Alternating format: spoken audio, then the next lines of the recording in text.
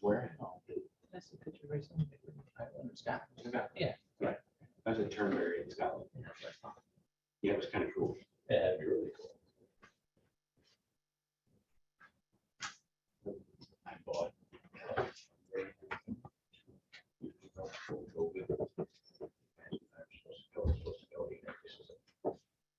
Busy traveling all the time, so I said, internship, school starts, one of those guys. Sure. Let's go. Left on Monday night, get back on Friday, all like days. Love that. Get the key to the tunnel. Key to the tunnel. Key to the tunnel. Parks in the back, like all the other places. I think I do, but I don't know what's that.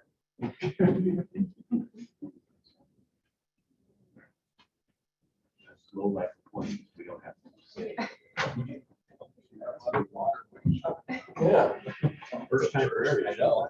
I brought my own because I didn't figure I was gonna get my. I know, I have my own. That's just Yeah, keep but it's the cold, so. paper for. Oh, is it? You're not allowed to drink that. It has to be returned. Yeah, it's a prop about the water bill.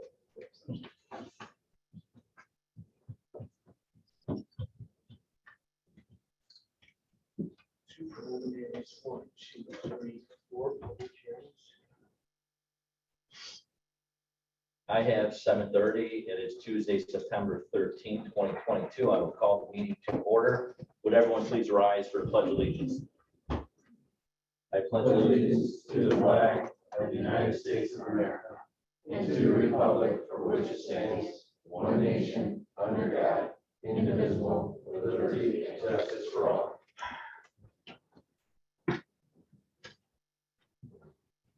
Next time on the agenda is a roll call. Tom, please call the roll. Yes, I will. Councilor Kulturitis, Present. Rachel Brannigan, Present. Bill Baker, Present. Brian Specht, Present. Councilor Mellon, Present. Councilor Tulowitzki, Present. Chairman Rath. Present. Next item, we have approval of minutes. The first one is August 9th, 2022. Have we had a chance to review the minutes? And so what is the pleasure of the commission? Motion to approve. We have a motion to approve. Do we have a second? We have a second. Any discussion? All in favor, Tom, we'll do a voice call. Roll call? Roll call, yeah. Yeah, Councilor Mellon, Yes. Councilor Kulturitis. Yes. Councilor Tulowitzki, Yes. Rachel Brannigan. Yes. Bill Baker. Yes. Brian Specht, Yes. Chairman Raffin. Yes. Next item are the minutes from July 16th, 2022. We approve the minutes as given. We have a motion. Do we have a second? Second. Any discussion? Tom, please call roll. Councilor Mellon, Yes. Councilor Kulturitis. Yes. Councilor Tulowitzki, Yes.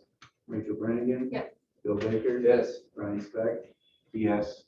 Chairman Raffin. Yes. Next item is a preliminary hearing. It's PC docket number 22017, Spin Munster LLC, represented by Gary Wolfo, requesting approval of preliminary plat for the Kenmara Phase 1A in addition to the town of Munster, a commercial subdivision located at the southwest corner of Timrick Drive, Manor Avenue, and Fisher Street. Tom, I'll turn this over to you for a brief presentation. Thank you. I put up a drawing representing the plat on the screen here in front of you. The actual plat itself is also included in your packet, but this is a petition from Spin Munster LLC, represented by Gary Warfel. This is the second subdivision that's come before the board with respect to the development of the former Lansing Country Club property. You'll recall that you have previously approved phase 2 of this Kenmara subdivision, which was the first development lots in that Lansing Country Club property. What you have before you tonight, presented, and again, this is a preliminary hearing, so no action to be taken tonight, just scheduling a public hearing for next month, is a subdivision that essentially dedicates the required roadway easements and right-of-way to access the Lansing Country Club property from the northeast. So what you'll see in front of you is multiple lots that are being reconfigured to allow for the redirection of Manor Avenue into a T intersection with Timrick Drive and an extension of Fisher Street to the west. The plat itself, we received an updated plat, which was posted, I think, yesterday, which is a little bit different than the one that had been distributed on Friday. It's shown here, and that plat shows the access into the Lansing Country Club property through the NIPSCO easements. So if you had read the staff report, you would have seen that there was some discussion of that NIPSCO right of way still separating those two subdivisions. Well, that's been rectified in this version of the plat. So, like I said, the plat for you is reconfiguration of some residential lots owned by the applicant, dedication of some parkland, and the reconfiguration of Manor Avenue, Timber Drive, and Fisher Street. Does anyone have any questions for Tom? I have a quick question. Tom, is this, the turmeric and the banner setup, is this different than what you showed us before? There had been a previous version of this area that had shown Timrick Drive turning right, turning east, and connecting into Manor Avenue, and Manor Avenue staying in its current configuration to T at Fisher Street. I don't know if that was shown in the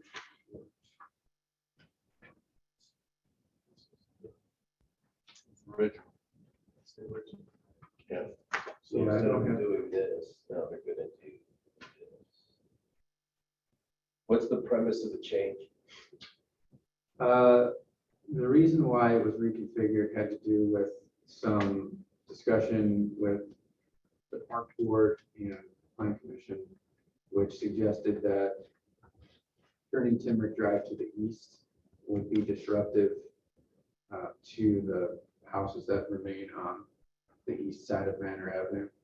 So you can see this is a former residential lot that will be converted into outlot C and a portion of the Fisher Street right of way. These two lots shown here will remain as residential, and they'll remain what they are today. So the thought was that it'd be less disruptive to the residents to have Manor Avenue turning left rather than Timber Drive turning east, and you'd have a situation where cars would be essentially pointed directly at those two residential lots. Now you're backing them up on Manor instead of on Timber. That would be the trade-off as far as, the flow of traffic. It would be Manor Avenue would have a stop sign here. Let's see if I can pull up Is Timrick also gonna have a stop sign Timrick would have a stop sign at Fisher Street. at Fisher Street? So they Why have, not- Why not before, excuse me, why not before the T? Have stop sign so that you can slowly piggyback each other in for the flow. Because what you're gonna do right now, either way he does this, he's gonna either back everything up on Timber, or he's gonna back everything up on Manor, the way this is laid out. I was just curious why we did the change. I think the change was because if you're stopping at Timrick and a stop sign, your headlights are going into that house. Right. So, it looks like, when you look at the possibility or suggestion of taking that house as well, but now if you're sitting here, you're shining right into the front room. Yes, I said front room. Thank you. Any other questions? Someone here? For lot 20, excuse me, for lot 21, is that an easement through outlot D to get to their house? You're referring to this here? Yes. Yeah, that would be a driveway easement. This is the, go back to this, you can kind of see it a little bit better, but this is the Manor Avenue right of way that's to be vacated. And then this outlot D would be dedicated to the Parks Department as parkland. And so consequently, the driveway, which currently Go through the park. goes through here, will have to go through that park back there. You're gonna have a little green space to the north of that driveway, in front of lot 20, and then green space below that driveway. Yes, it would be essentially, this green space here would be contiguous with this, front yard here. So it wouldn't seem like an orphan piece of green space. It would be, like I said, this is, you can see the sidewalk is shown here. So this would be, Who's gonna maintain it? that would be maintained by the resident. I can't imagine they would leave a patch of grass in their front yard on. It's not their grass. It's just like any other parkway though, right? I mean, Right. Are there any other? My parkway's in part of my home. well, That's not part of their land. That's not their land. Well, the parkway is actually Right, within the yeah. street right of way. Yeah.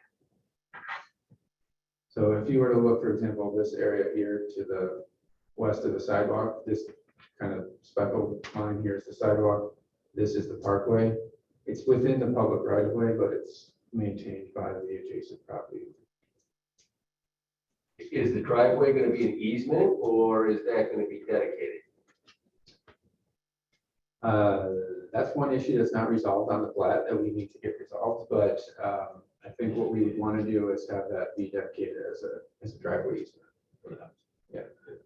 It's gonna be difficult for her to sell it if it's just an easement. We better be dedicated to her.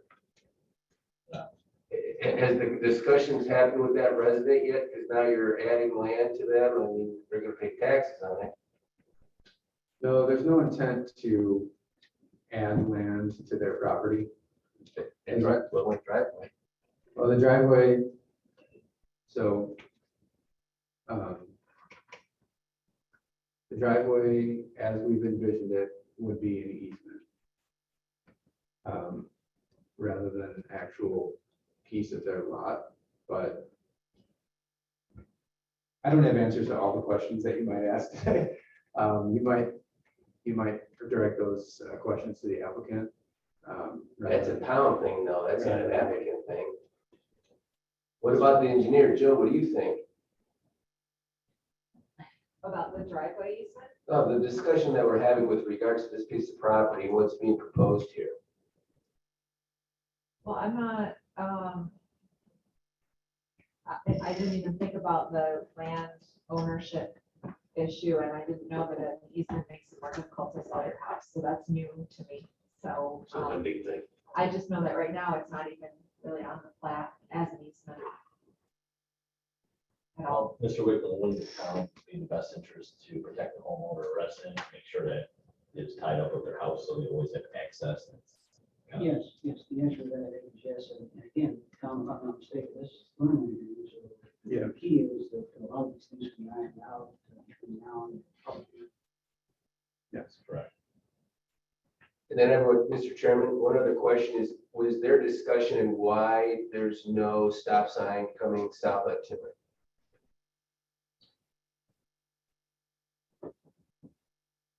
No, that was never suggested or discussed. So, I mean, that might be something to have a conversation and how that stacking is gonna work as it relates to more and more traffic coming in there, going to the new development, as well as folks avoiding Ridge Road. Not that anybody would do that, Tom, I'm just pointing it out that it's a possibility. Yeah, we'll look into that. Any other questions? Gary, would you like to speak on behalf of the petitioner? Name and address for the record. Yeah, Gary Warfeld, Saxon Partners, 25 Recreation Park Drive, Hingham, Mass. 22043. Although I reside locally, that's our corporate address.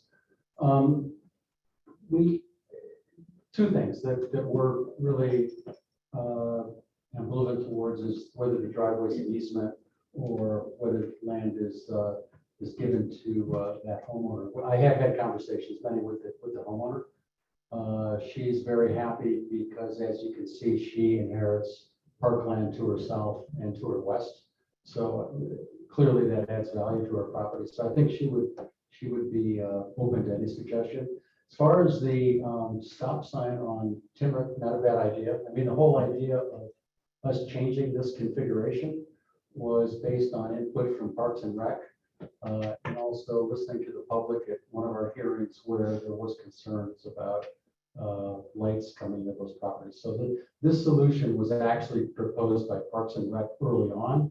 We didn't think we had the engineering solution to make it happen, but then we realized we could make it happen. So we're happy that it doesn't really impact us if there's stop signs at Timmerick. It'd be a double stop for Timmerick, a single stop for Manor, which maybe not a bad idea because all the public comment we heard was traffic is moving too fast through this area. So more stop signs, I don't think is going to stack up traffic. It'll actually slow down traffic. So this does add significant park space to the area. This adds more green space, almost doubles the green space in the area. And we've agreed with the Parks and Rec for every tree. There's only a few trees removed, but we intend to, their requirements that any tree removed is doubled in quantity. I think we'll exceed that because we're looking to make this a very attractive park space since it's our early entry into the project. Are there any questions for the petitioner? Thank you. Great, thank you. Ladies and gentlemen, it's a public preliminary hearing, so we're looking for a motion to set up the public hearing. Mr. Chair, I'll make a motion to schedule for a public hearing for PC docket number 22-017. There's a motion to a second. Second. Any discussion? Not, please call roll. Councilor Nolan, Yes. Councilor Kulturitis, Yes. Councilor Tulowitzki, Yes. Rachel Brannigan. Yes. Bill Baker, Yes. Brian Specht, Yes. Chairman Rappin. Yes. Please work with staff on making sure all the requirements are met prior to the next meeting. Next item is a preliminary hearing. It's PC docket number 22019, Fadi Leos, requesting a zoning map amendment, changing the zoning of the property at 545th Street from SDM Manufacturing to CD4B General Urban B District with a special requirement ground floor residential dwelling use restriction. Tom, I'll turn this over to you. Thank you. The property, subject property, 545th Street, shown here on this aerial photo, is currently zoned CD4B General Urban B. I'm sorry, SDM Manufacturing, which is a manufacturing light industrial zoning district. The applicant, Fadi Leos, represented by the HOH group, has presented a request or submitted a request to redevelop that property as a medical office. A medical office is not a permitted use in that SDM manufacturing district, so they have applied to rezone it to a CD4B General Urban B district with the special requirement of ground floor residential dwelling use restriction. So what change the zoning to is essentially the same zoning district that we find directly to the south and throughout the commercial districts, pretty much south of 45th Street. And that would permit them to move forward with their application to redevelop the property. Thank you. Any questions for Tom? No one? Is someone here that would like to speak on behalf of the petitioner? If so, step on up here, state your name and address for record, please. I'm Amr Sasilla, project manager for the HOH group representing Dr. Fadi Leos. We're located in 623 Cricket Court in Schaumburg, Illinois. And really this is the intent. It's just a rezoned property. As mentioned, it's a CD4, it's allowed for the use of the medical clinic, and the current building, it's 8,000 square feet. And to satisfy just the city of Munster zoning ordinance for the CD4 use, the property will increase the number of parking spaces from 22 to 45. Adjustments to the driveway are also made, just to be relocated, just so we can make sure that the parking's not in the front of the building. I'm trying to preserve that and try to add some more green space. And as well as there's gonna be some adjustments made to the facade of the existing building, just to make it more aesthetically pleasing to the area and to work with the new landscape that's gonna be added as well. And pretty much, as well as the trash enclosure, that's just minor details at that point, but that'll be also that'll be enclosed just to match the building's new aesthetics. And the building's just gonna stay in place. We're not gonna be touching the footprint by any means. It's just a facelift, maybe adding a canopy that works with the rest of the property. And no utilities no site utilities are gonna be affected. It's really just repurposing the building, the building's interior. That's pretty much it. Mr. Chair, I have a question. Yes, Mr. Baker. Is this exam room space, and is there enough parking as it relates to meeting code? Yes. Yes, both of, yes to both? To both, yes. So as far as the exam spaces is concerned, there's only 7 exam rooms at the moment. If there needs to be expansion down the line, we still have that adequate, we have adequate parking accounted for in the proposed parking lot. So per the zoning ordinance, I think it was 5.7 parking spaces per 1,000 square feet. And we achieved that with 45 parking spaces in the plan set.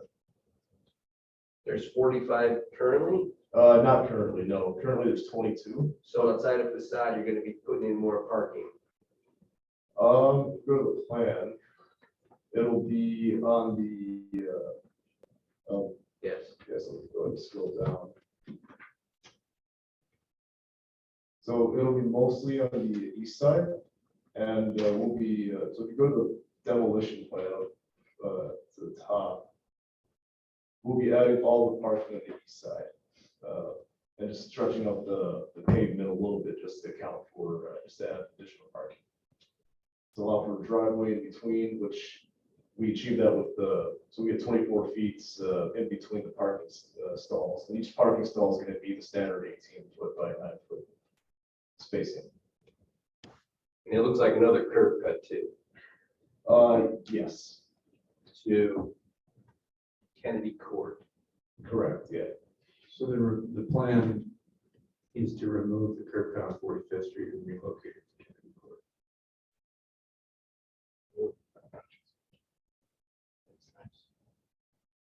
Any other questions for a petitioner? Is this lot irrigated, or you'll be irrigating the grass and landscape and everything? Is there a sprinkler system installed now? Not that we know at the moment, but That's something we would require. yeah, and if it's required, certainly we'll meet that requirement. In regards to the parapet wall, are you just changing the facade, or are you raising the parapet wall up, or is all the building elevation height staying the same? We anticipate the building elevation staying the same. It's actually pretty high up as it is, to cover up any new units.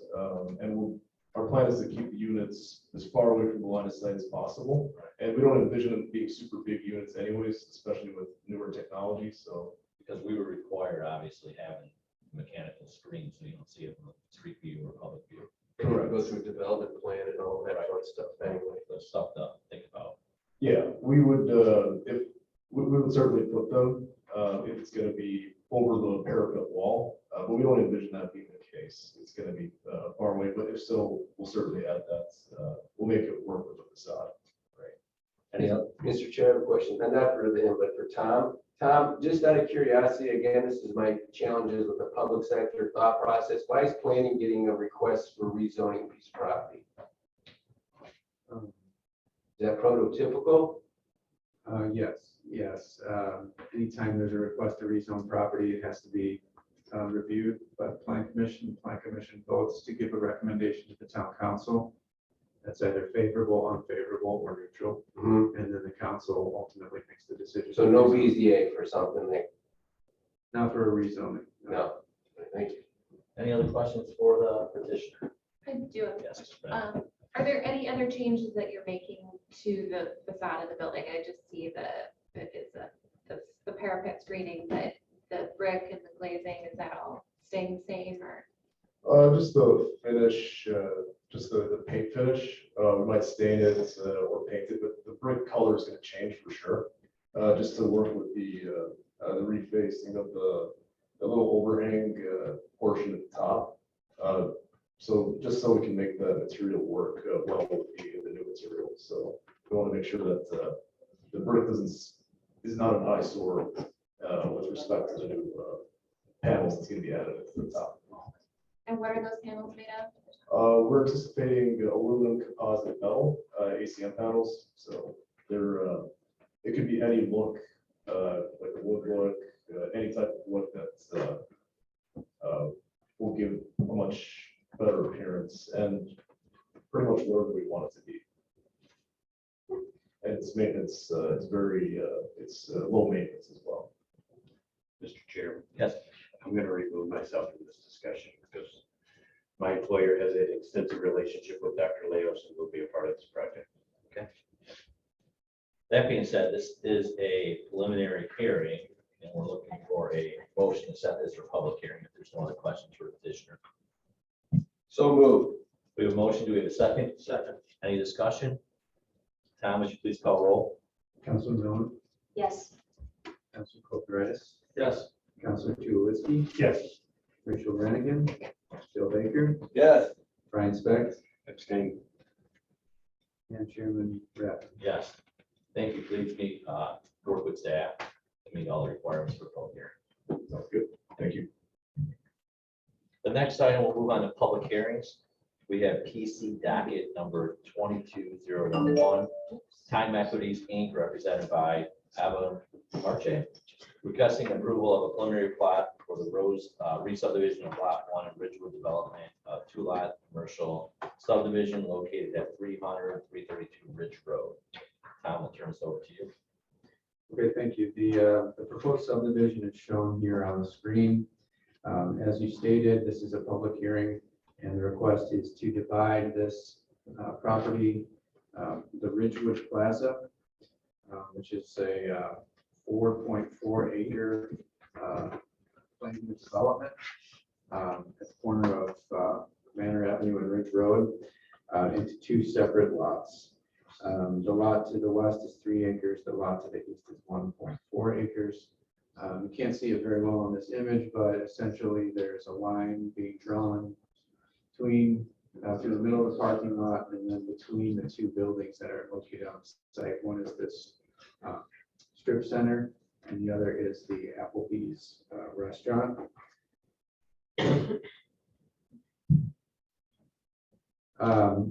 At the preliminary hearing, there was some discussion about cross-access easements. And the plat that was presented at that time only had access easements from one side. I can't recall now whether it was from the west or from the east, but in any case, that has been remedied. And the plat that you see here has basically cross-access through the entire site so that both lots will be accessible from both Manor and Ridge. And there's also a note on the plat that indicates that all the parking stalls are to be shared between the two lots.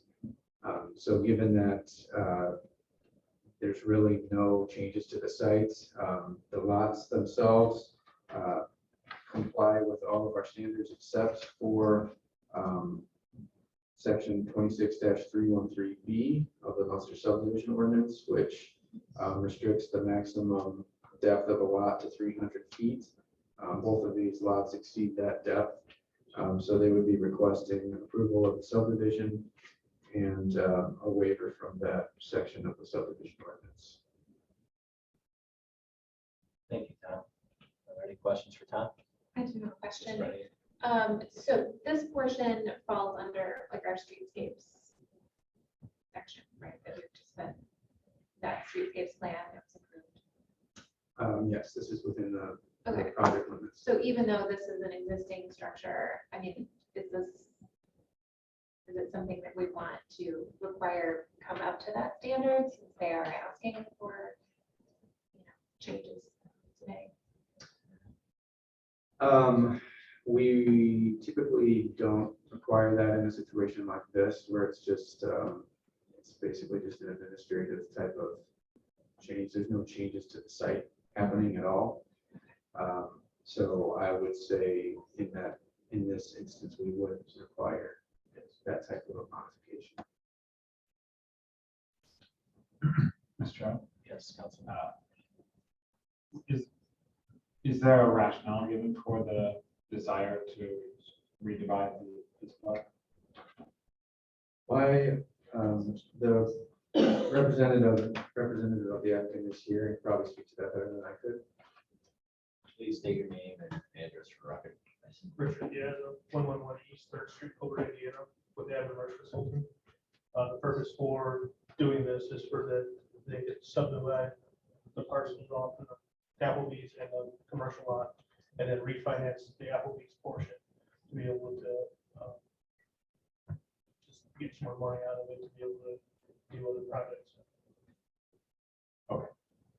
No plan changes to Nothing right now is planned. tenant change. Strictly a financial. I just have a question with this parcel, maybe legally you can answer this. By subdividing it, does that hinder future development by taking, being a TOD district and going from one big parcel to now two parcels, or lots can change in this area, so I didn't know, as a town planning standpoint, how you guys looked at it and said, okay, is that investors in the town to keep it one parcel or make it two? Well, I would say that if it were subdivided and sold to different parties, it would make it more difficult to redevelop because it's just in separate ownership. But that's not a consideration I don't think that the board can make when they approve this subdivision, because the act of subdividing property is just simply, does this meet our codes and meet our standards for subdividing property? And if it does, we basically have to do it. Yeah, it's an ministerial act that we have no control over. And you're stating that it all meets all of our standards with access and everything, but there was conditions on using the same parking lot and all that kind of stuff, so does it strictly in terms meet our standards, or does it not meet our standards? Well, the only way that it doesn't is, as I said, with the waiver for the lots to be more than 300 feet. That's the only way that it doesn't really comply with the requirements. But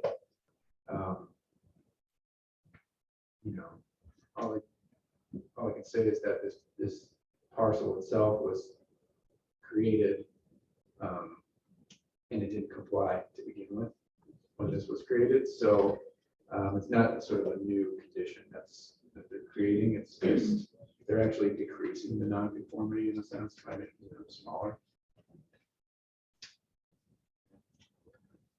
Any questions for the petitioner or staff before I turn it over to public hearing?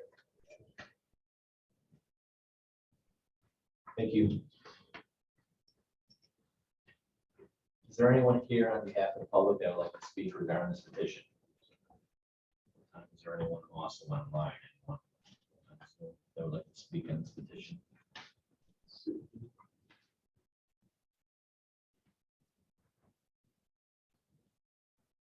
I'm not seeing anybody make a movement to Okay. speak. Going once, going twice. I'll close the public hearing and bring it back to the commission. We're looking for a motion regarding this petition. Do we have anything from the commission? Mr. Chairman, Yes. I move to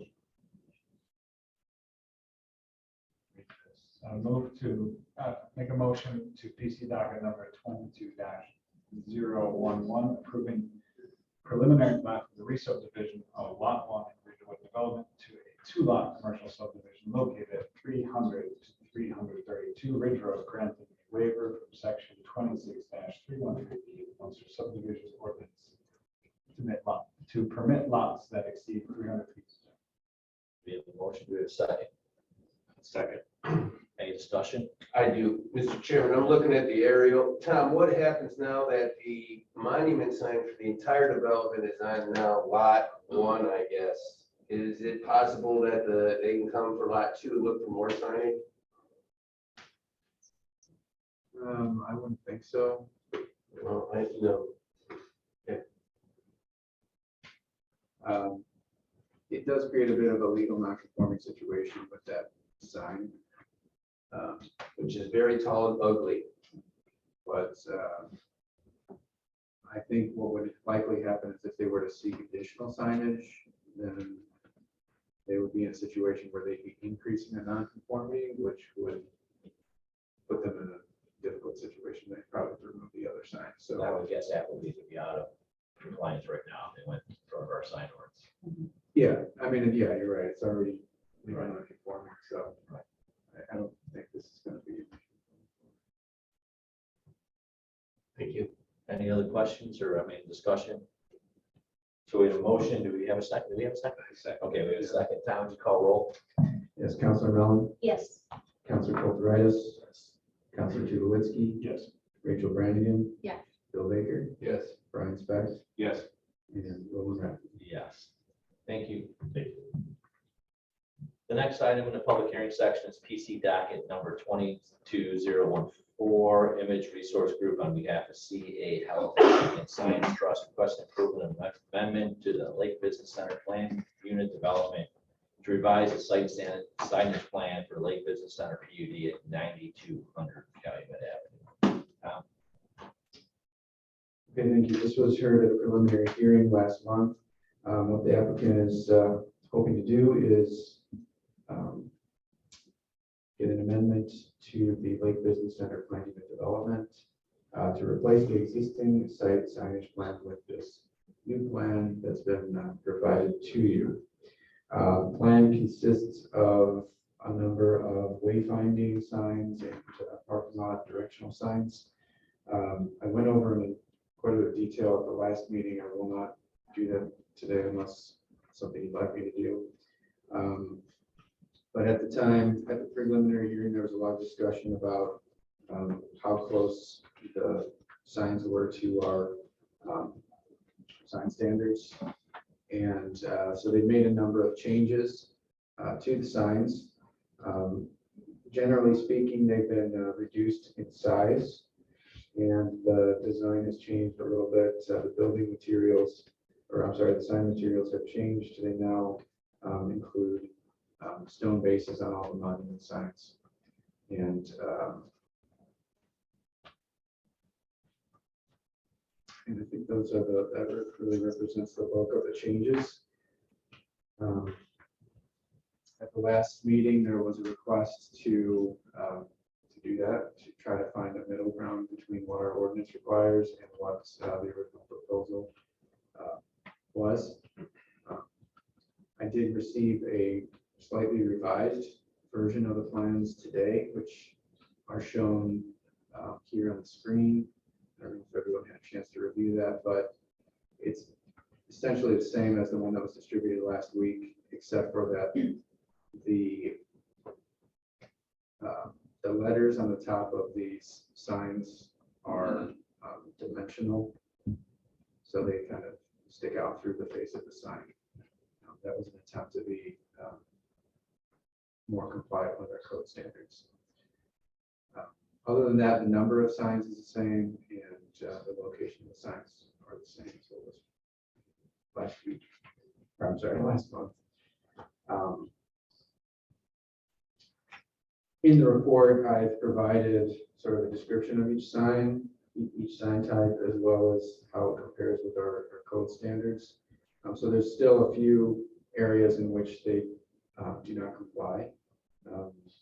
And those are sort of the overall square footage of the overall area of these signs, these monument signs. And then the materials of the face.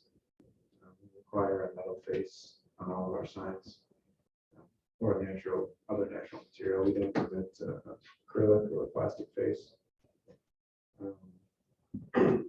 And signs here, we have some specific standards for a post style sign. These are slightly larger than a post sign that we would permit. And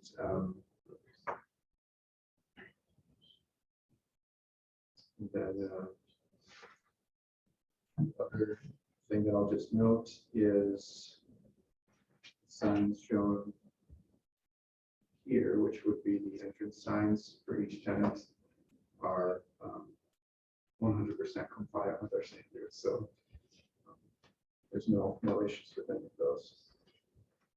So having said that, it is a public hearing, and the board is asked to make a recommendation to the town council to either approve this favorable recommendation, deny it through an unfavorable recommendation, or could submit it to the council with no recommendation.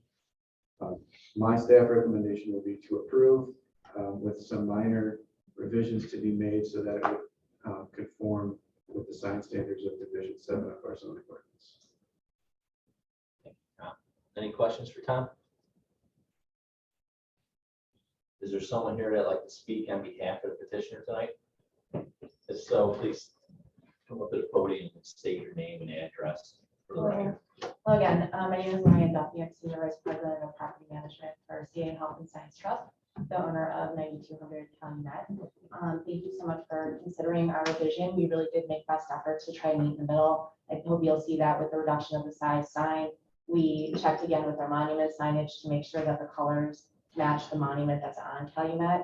The size is still a bit large, but again, this is the medical office. So just reiterating that these are patients coming in trying to find their tenants, doctors, providers, and they can be in a stressful situation. So we're really trying to make this kind of medical oriented, similar to what you'd see at a hospital, and easy for patient wayfinding. So we've taken our best shot at given the preliminary hearing, and hope we're closer and excited to move this forward. If anyone has any questions, I'm happy to answer. Does anyone have any questions? Councilman? Yeah. Tom, you mentioned one of the conditions is the sign material, either being metal or natural as opposed to plastic. I think this petitioner, are you able to comply with that? We did look at that. We have our signage consultants on the phone, but we were looking at doing the metal raised lettering. The problem with that in our mind is the size of the lettering is so small that it can look cluttered when it's raised. It's also collects a lot of dust and dirt with the environment, so the sign can look dirtier quicker.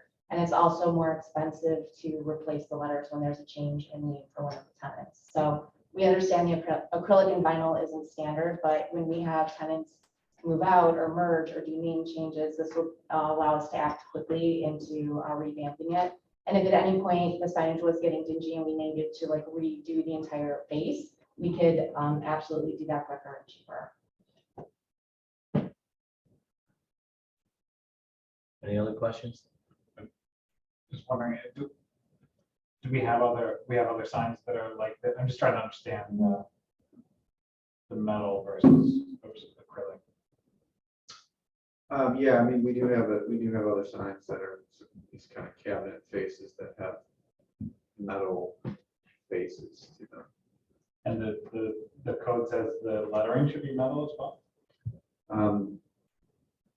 The code says that the face should be metal. The actual letters could be acrylic, yes. The letter could be acrylic, but the sort of any background panel has to be, doesn't have to be metal, it could be metal, wood, stone, any one of those materials. I just wasn't sure if I was witnessing a misunderstanding that it's the lettering that you thought needed to be metal, and you're saying it's actually the face of the sign that ought to be a natural material.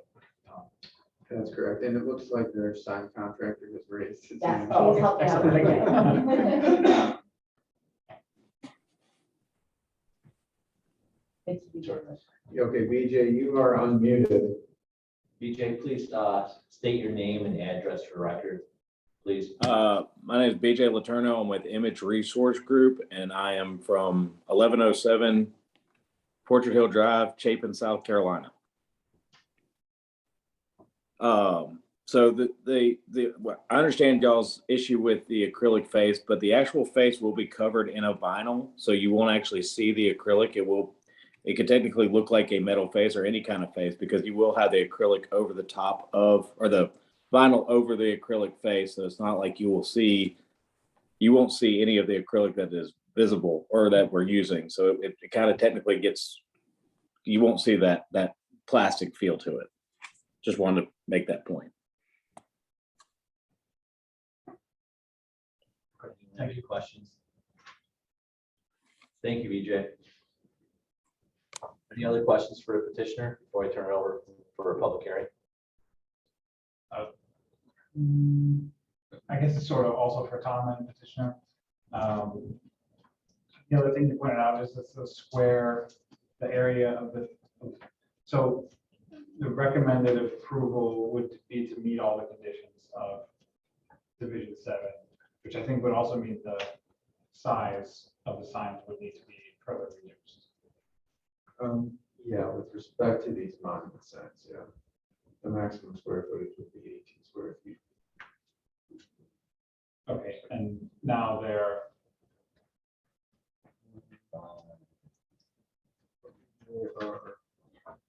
and the rationale from petitioner is there are mountain signs. Right, so one, this isn't on Calumet itself, it's within the property line. Two, we're trying to make this have a medical feel to it, and sometimes if you have like the elderly or somebody who needs care or is nervous about coming to an appointment, you want it to be a little bit larger so that they can see where they're going, especially when you're driving into the campus.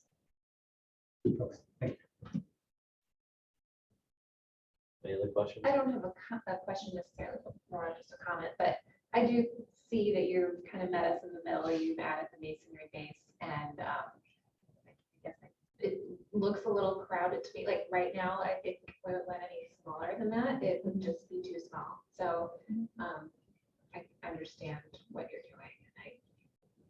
And I think we can work with that, make it perhaps like one line per tenant. You know, I think this is just kind of a rendering of the potential, but we could, you know, limit the tenant name to being one line versus two and just kind of standardize the size of the letterings. We can work with our tenants on that, I think. Yeah, I think that would help. Yeah. I think it's a good compromise. Any other questions? Thank you. Thank you. Since this is a public hearing, I'll open it up for the public. Is there anyone here to speak regarding this petition? Anyone like that? No. All right, going once, going twice. I'll close the public hearing and bring it back to the commission. This is the public hearing. So I'm looking for some direction from the commission.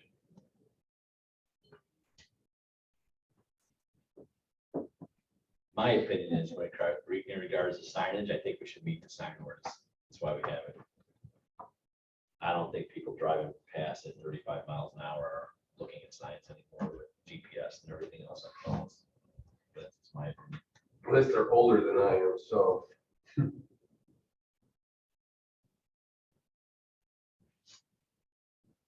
My understanding, these signs that are a bit oversized though are not on Calumet, and they're within after you pull into the parking lot, basically, you're trying to find in Lake Business Center, which building to go to, where to find your doctor.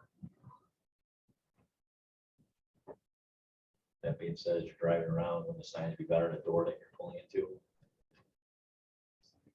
Sorry. Well, wouldn't it be better with door signs and stuff like that right outside the entrances and directional monument signs throughout the?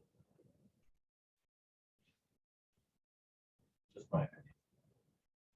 This is such an interesting lot because you've got two hotels there and it bends, and there's like a bunch of different buildings, and you've got Starbucks in the front, and you can actually drive basically from Franklin over to Fisher through Walmart. It's like there's a lot going on. Yeah. Once you get off the road here, is my experience just from walking around. Mr. Chair, Yes. Tom, with regards to the difference between what's proposed and what is in the zoning ordinance, is there anything that gives me a graphic of what those differences are? Or am I supposed to just remember what these 400 different letters mean for the ordinance? The applicant has not prepared a rendering that would comply with, that would show what it would look like to comply with our ordinance. So those two right there, what would have to change to comply with the ordinance? The face would have to be metal and the overall sign area would have to be reduced from 27.5 square feet to 18 square feet. I will note that with respect to the height, for example, it is below the maximum height. So the maximum height would be 6 feet and it's only 5, they're only proposing 5 feet. Which is a substantially less than what was presented last month, which I think was 10 feet. Mr. Chair, Yes. I'll make a motion to forward to town council favoring the recommendation of approve PC document number 22-14, adopting an amendment to the Lake Business Plan, unit development to revise the site signage plan for Lake Business Center, PUD at 9200 Calumet Avenue, no conditions. Motion. I second. We have a motion and a second. Any other discussion? I just have a couple comments. I think somewhere you said, make sure that it was the metal face, but what I understand, if I understood correctly from the sign representative, it won't look like plastic, correct? Is that it'll have a look that is consistent with our code? Is that what you take it, or no? That's what was stated by the sign contractor, that it would be plastic with a vinyl sticker covering. Which means our code then? No, our code would still require that's metal, painted metal, rather than vinyl covered metal or vinyl covered plastic. What's the practical risk of vinyl covered plastic versus painted metal? Just aesthetic, or? It is purely aesthetic. So are any of those, and are any of those on Calumet that are like that? I'm just trying, because there's so many, I'm just trying to, because the sign that's currently on Calumet, and I know that doesn't give wayfinding and just stability, but it looks nice. And I know these are matching somewhat in the bases, so So I think these are all interior, this correct? would be the nearest sign to Calumet. So it's off. I will say, I'm usually very passionate about signage. There are people that listened to me over the years. However, and I do like to see them comply. I don't really like variances for them very much. But given Rachel and Steve both noted the complexity of the site, and I think last time our comment was that they seemed so overwhelming compared to the lines of the building, because the building's kind of a low. I think they've improved that substantially, and it doesn't surpass the height. It doesn't look like the signs overwhelm the building. So I am more inclined to allow the extra square footage, and also because I think the letters getting much smaller could be problematic. It might be to the point where, what's the point of the sign if they get much smaller? So those are just my comments. Thank you. I have some comments. Hey, Tom, pull up page 5 for a second. Blow it up for me. Blow it up to the page 5.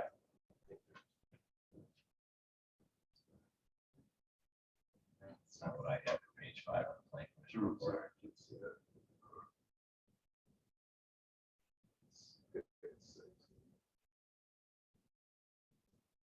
fine. Put it online.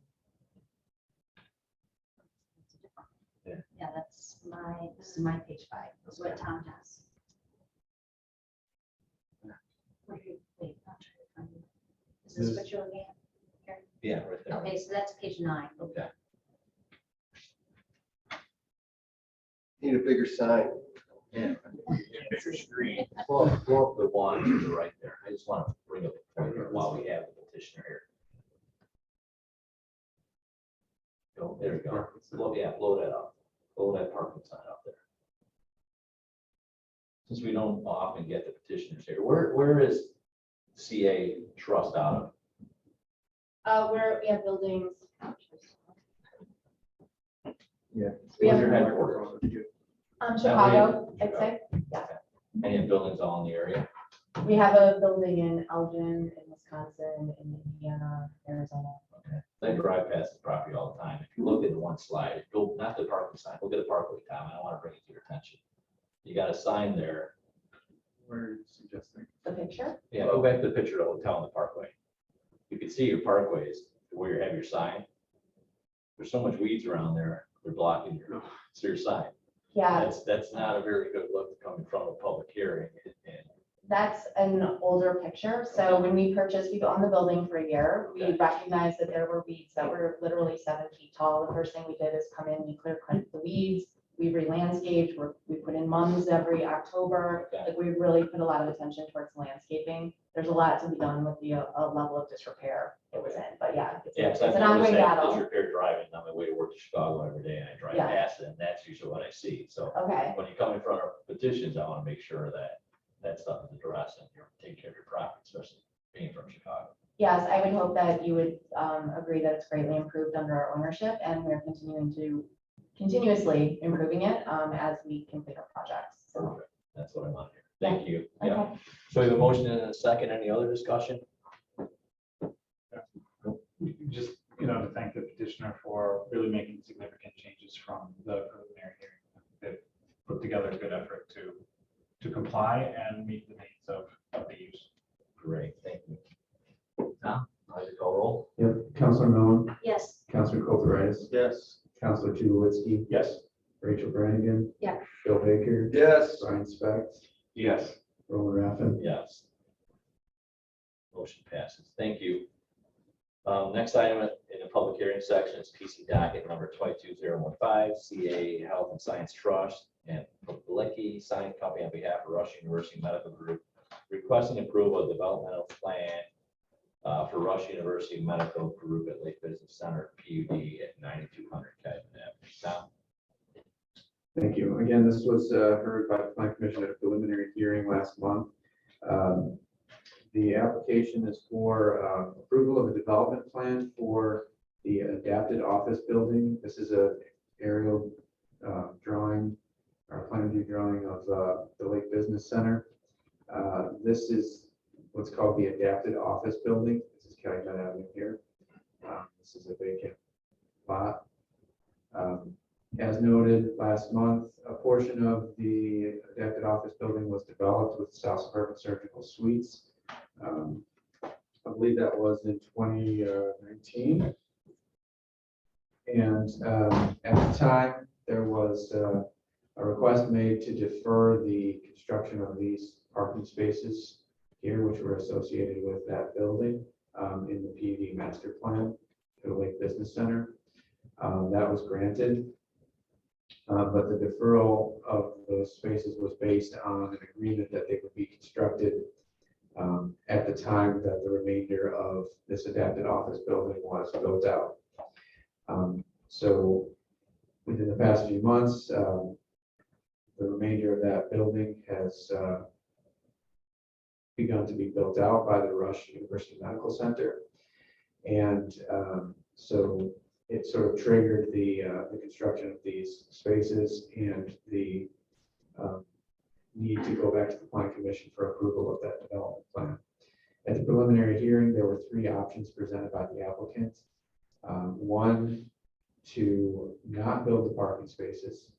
The second option was to build the parking spaces here on lot 7, which is currently a vacant lot. And then the third option was to build the spaces as shown in the PUD master plan.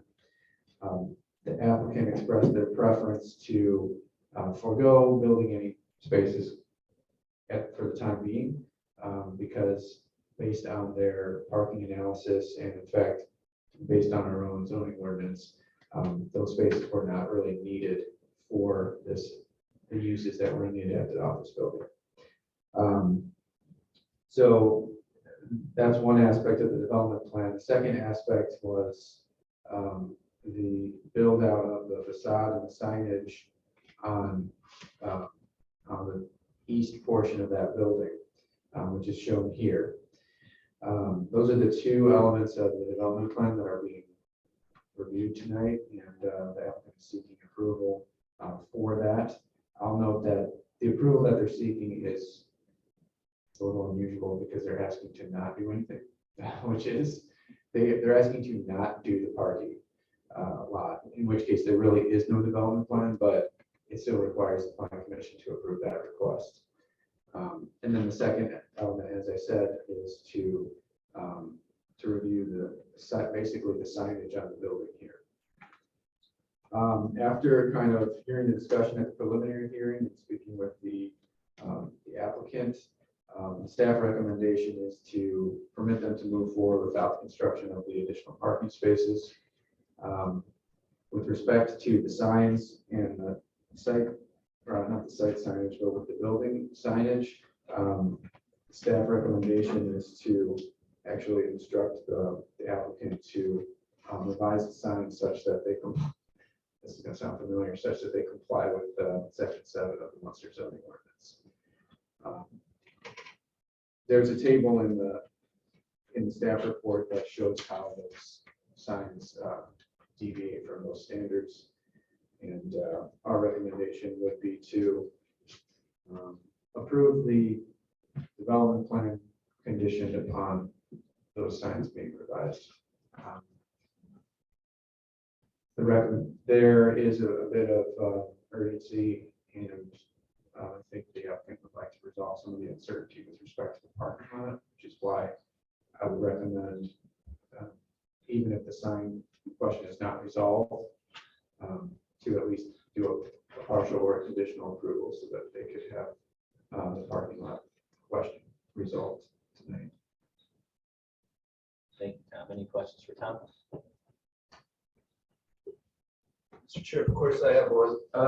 Mr. Vanderwood, how many ownerships now are within this PUD? And is it still part of the PUD process to kind of coordinate them as they continue to subdivide and sell and evolve? Or every time there's a new owner and they want to change their programs, they come and only look at their particular site and not in conjunction with the development as a whole? There are multiple owners. Yeah, there are at least 3. And we have the hotels and the back, so. So the primary owners would be the Simborg Group, which is. I understand there's a lot, so. Back. They are still bound by the standards of the planned unit developments. So yeah, they still have to coordinate throughout the development. It's going to be a little more difficult, I think, to have a consensus among all the different parties.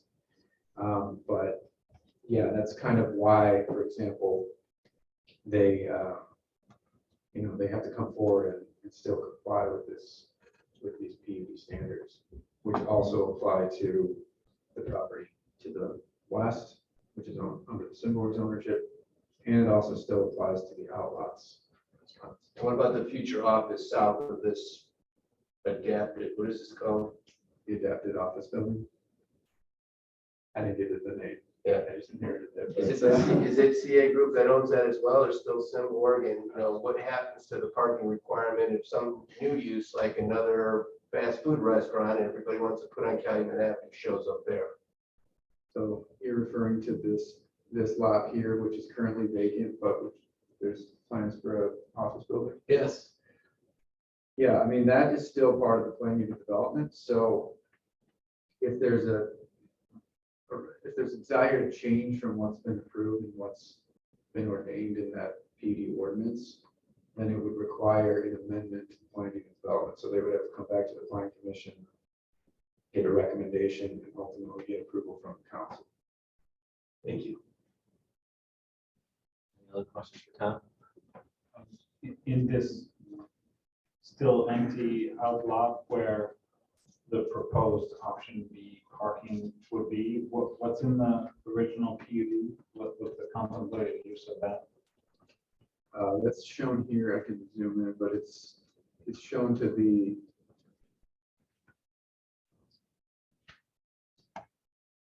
I just identified it in the plan as the north outlot, but I can tell you that it's historically been understood to be intended to be a restaurant. So it's, as it said, it's not shown in any documents, but it is sort of memorialized in some minutes and some commitments that were made by the former owner. Okay, so where the most logical place to put parking, but the request is not to put any parking there.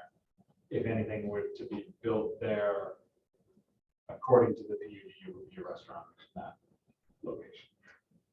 Is that an Yeah, accurate way to say it? Well, the option was to build like this portion of the parking. So just build a portion of that, which is. Right, but we're saying, or the applicant is saying, let's not do that, it doesn't make sense, we don't need it now. I'm just trying to imagine what could go in that spot, and it was originally contemplated as another restaurant. Yes. Okay, thank you.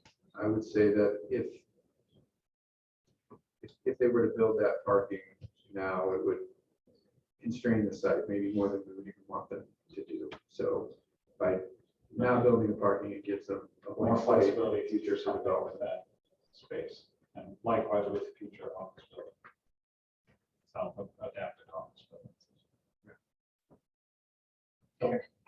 Sorry, I think we decided at the last meeting that, we wanted to see the parking come off of Calumet, that we, the building would be pushed more towards Calumet. Any other questions for Tom? Someone here to like speak on behalf of the petitioner. Please state your name and address for the record. I appreciate having us back. Mike Boyle with CA Health Science and Trust, 448 North South, Chicago, Illinois. I appreciate everybody's flexibility to hear us come back up here tonight and allow us to add the parking at a future date when it makes the most sense, and to consider where it's probably most needed in a shared use. We don't believe it's necessary to the south of the adaptive office building. That wouldn't be the best served spot. So by allowing us to do it at a future date, I think that would be the best solution at this point. Appreciate it. If there's any more questions or any discussion, here to answer. Questions for the petitioner? This pertains to the parking. Anything you want? Parking or sign? It's all The set. parking, well, in terms of the signage, I guess I'm not seeing the same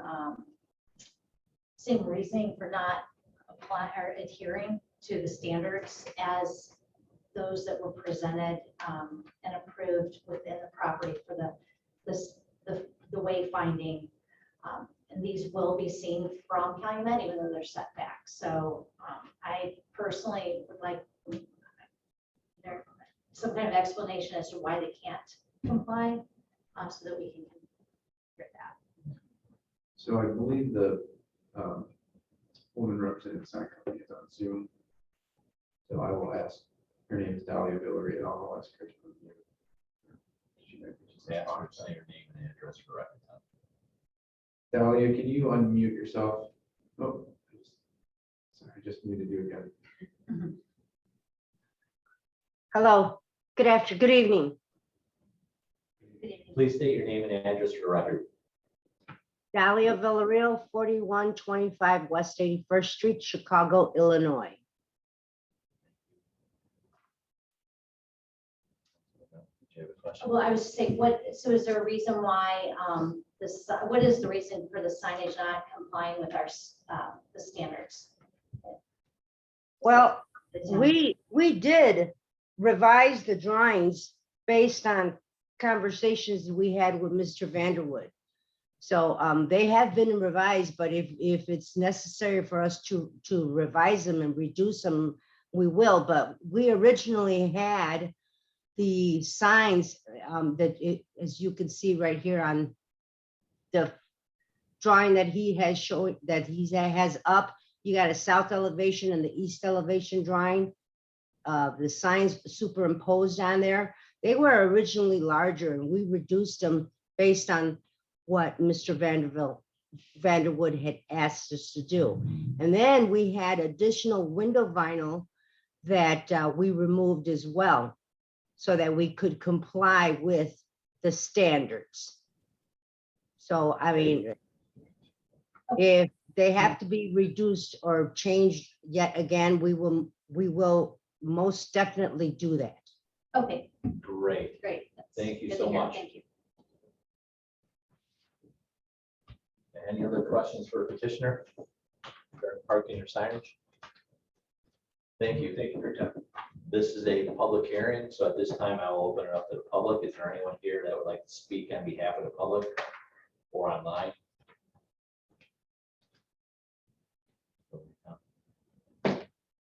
Going once, going twice. I'll bring it back to the commission. We're looking for a motion to approve or deny PC docket number 22015. First of all, I'd like to ask, we should separate these, it sounds like, as far as not take the signage and the parking together. You could either, I guess you could vote on it separately, or There's a condition. you could do a condition just to Okay. add a condition just to have the signs revised. And this isn't a case where it's being sent to the council with a, Right, this is just a plan. I'll give it out.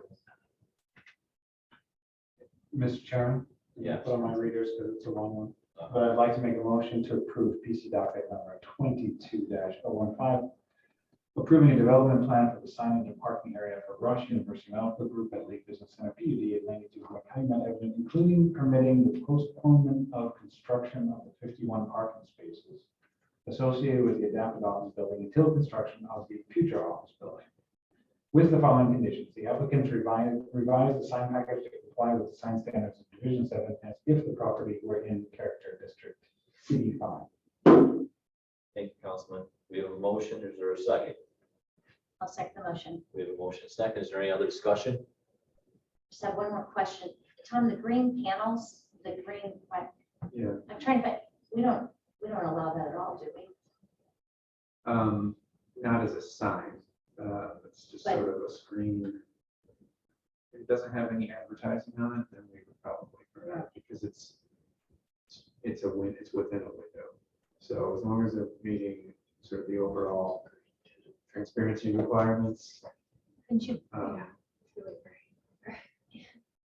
Yeah, I mean, maybe it's just the rendering, but I feel like that when I'm driving down Calumet, I see the green panels, it just seems a little alarming.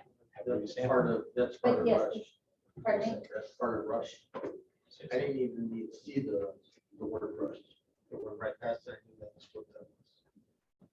Right, but it kind of like, one of my arguments is always just like how KFC wanted to paint their building like a chicken bucket. And we said, no, so they don't have red and white stripes on it. So I hope my, my background is in marketing, and I know that every brand they want to advertise their brand on their buildings, but that shouldn't necessarily be our aesthetic. What we might see, some might see as an eyesore, some may not, but that's just, I don't know, if they're looking for something to cut down on the glare of the heat or something, I don't know that it needs to be green. It can be achieved other ways. Well, again, this is a planned unit development, so there is a little bit wider latitude as far as the plan commission having discretion over the color of the building. If that's something that you're not comfortable with, I would say that you can include this condition for the development plan approval. I agree with you. Yeah, I do too. I just didn't know. Yeah, I wasn't sure at first. I was like, what is it? And then dawned on me, yeah, I don't think that that's appropriate. I don't. Especially if it's going to be reflective, like, if you're, what exactly is it? Opaque? I mean, like, And we just recently, or not too long ago, Dairy Queen had wanted to use the panels, the metal panels that were in the Dairy Queen colors, and they're not. They're the more muted. I mean, that's kind of the direction the town has been going, so that we don't have just a strip of kind of marketing businesses. I mean, okay. How far is this off the street, Tom? It's a pretty good clip, isn't it? Yes, exactly. I don't know offhand, but yeah, it's. Yeah, it's behind another lot. Feet probably. So if you look at the aerial, I don't even know if you're gonna be able to see it. Well, everything's brown back there, so I guess it's gonna help with the pop. I don't know why, but why should, you know, So if it was awnings, would that be a different scenario, or is it just because it's in the glass? Just out of To me? curiosity, yeah. I just think that, that it looks classier overall to not have the bright green, like, again, the branding color being, you know, popping in your face. And if it's, you know, if you make the argument that it's off the road, so if I can see it, then what's the point of having the green, vice versa? So let's just darken the windows if that's their goal. Like I said, glare, you can make it the smoky color of the windows. Should we, if we so choose, should we amend our original motion and second? If that's where if that's where Mr. Tulowitzki wishes, if he wishes to do it? I wonder if the applicant is able to, or has anything to say about this design aesthetic and the functionality of the window color. Well, you know, it's like someone mentioned earlier, and I apologize, first of all, for not being there. And I have to apologize again, but the volume is not very good, but that is part of Rush. I mean, that is, is it there just for looks so that it could be identified as Rush? Probably yes. Also, there's offices behind there, you know, so I think they're trying to hide that. And yes, you could just make the glass darker rather than go green. But I'll leave it up to the board. I mean, we can change it. We can take it off, whatever you want. We can take it off. But just one other thing I do want to point out real quick. The approximate distance from the edge of the building to Calumet Avenue is approximately 260 feet. Just wanted to throw that in there. And based on this, it says perforated window vinyl is applied. It's 16 wide, so left to right, and it's 8 up and down. That's correct.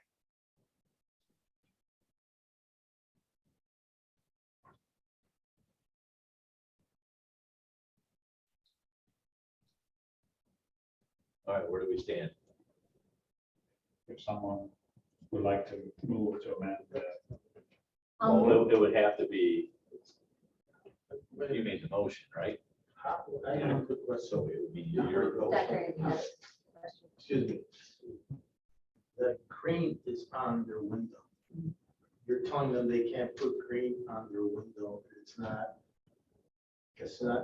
a sign. So what you're telling me is if I decide to put hot pink on my windows, you're gonna tell me I can't put hot pink on my windows? I would probably wish you wouldn't. But If I you can't tell tell, me that. well, in a PUD, we can. I guess, So we can tell someone what they can or can't put it in windows, on windows. well, we don't So allow. we can actually sign- tell them, don't put windows in? Well, they probably would choose that. and There's that- standard colors of windows, which would. I'm asking a question now, so we can actually tell them, we don't want any windows there. Cold winter time. I'm asking a question. Sure. You don't want to put windows in, No, no, no, put no. windows in. What you're saying right now is that we are telling them, we don't want any windows on this building. No. Because you're telling them right now, the window is not the right color. So if a petitioner came in here, like Centennial Village is gonna come up with a building plan, right? Right. They're gonna show the building colors and aesthetics and everything. They're gonna show the glazing, which is the windows. They're gonna show the mullions, the color of brick. So, That's going to flow with the rest of Centennial Building. right, so now what if Mr. Kimball, they come up there and they wanna put pink windows in their address, what would you say? That's not my choice. It's in the window. It is your choice. You're picking the developmental standards and colors of the building and building materials. No different than we sat here and we looked at what this facade was gonna look. I sat there. I'm asking a simple question. You're telling, you're actually telling these people, don't put a green film on their windows right Yes, now, right? that's what's been discussed. You know, That's, I like just I want to said, make sure. I well, just we want to make also sure. sat there looking at samples of this PUD years ago. It's way before your time. We went inside of the Sidmore building, we looked at what the facade of these stone in the windows. We picked out the colors at the time, and what the stone was going to look like. In the original PUD, The building. yeah, Right. which is, this is the building, the glaze proper. We're talking about the window. Which is part of the glazing and. Okay. Right. Just want to make sure. And Tom, the motion that was made was to comply with the sign standards of Division 7 as if this were CD5, character district 5. If we apply that from the zoning, I know this is in a PUD, but if they were building this building in a CD5 district, brand new, what would our codes say about this issue of the windows? If typically the way that we've addressed a window film under normal circumstances outside of planning development is if it's not branded, we don't restrict it. Now, there are certain transparency requirements that we have. So if it's required that the windows be transparent to meet certain standards, then we do enforce that, but generally speaking, we don't. So if Dr. Andy, for example, wanted to do that, he would be permitted because, again, he's not in a plan unit development where you have a high degree of control of the architecture and aesthetics. And again, I think you have to remember in a plan unit development, you essentially trade control over certain things and you give up control over certain things in order to have additional control over other things. So for example, in this, you had a great high degree of control over the aesthetics. You did look at the materials very closely. You developed a unique sign plan that was more restrictive than any other area in town. But in exchange for that, they were given a greater degree of flexibility for the layout of the buildings, the number of signs. There's way more signs on the site than you'd ever permit under any other circumstance. So it's trade-off, and that's what a PUD is about in order to get sort of achieve a larger vision for what you want something to look like. It's green. It's green Okay, glass. thank you. Mullions, they also changed the It's mullions, green glass. right? Yeah. It's green glass. This is the window sticker too. Yeah. it's not- That's what this is. If they came in with, if we would have looked at a building before and it would have had green tinted glass like this, Mr. Rowland is, or Mr. He's showing, So Mr. Rappin is showing that it's a kind of a light green tinted glass. That's a little bit different because then if it went with the building and it was, Doesn't match the rest of the building. huh? Doesn't match the rest of the building. That That's all doesn't- there. So, Tom, in regards to this sign, the rush sign itself, they actually use the green as part of the sign. How much smaller would that become? So are they just counting the wide area where it says rush as the advertising aspect of it, the signage, or are they counting from the top of the rush sign all the way down to the second panel of the green? So the way that we had looked at it in the report was, we did not include that green cling or whatever you call it. So We if only they actually include decided to actually put a sign up there and included the green, it would actually be a smaller rush sign up there. The word rush itself would be smaller, correct? Well, yeah, I mean, And following our code. the green sign, if that green area of the building were a sign, it would be much too large. Right. Correct. Yeah. So if they shrunk it all down and just had a band of green up there, it would make everything else smaller. Correct? Yeah, I mean, the signs that are shown on there are already they already exceed the overall sign height. But still, the PUD will control that ability for them to use the color green. Yeah, I mean, if Right. that's what you wanted. Okay, that's right. Can I just point out something? I don't know. This is, V-Brush in Chicago, and that's a very distinctive building. It's all white. And this sign is very small, the green sign, and I'm sure they're all over the place, but it's a very small part. I mean, this is such a big, this green is very big because the building is not the size of their hospital in Chicago. So I feel like it's just dominating versus this, that's, it's marketing itself. Can I say something? Yes. Okay, if we removed the green vinyl on the bottom portion on the east elevation, would that help?